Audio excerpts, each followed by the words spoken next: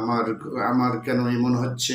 খোদার কাছে বলবে, দোয়া করবে সারাক্ষণ, ওই দোয়া কখনো কবুল হবে না।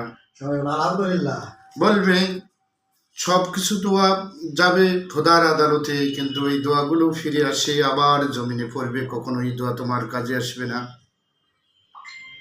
যতক্ষণ তুমি তোমার বাবার আদর্শ এবং মার আদর্শগুলোকে মেনে চলবে না, বাবা মার মনে শান্তি আনবে না, বাবা মার পাশে থাকবে না। সব কিছু তোমার, যদি তোমার বাবা মার পাশে তুমি না থাকো, সব কিছু তোমার ব্যর্থ হয়ে যাবে।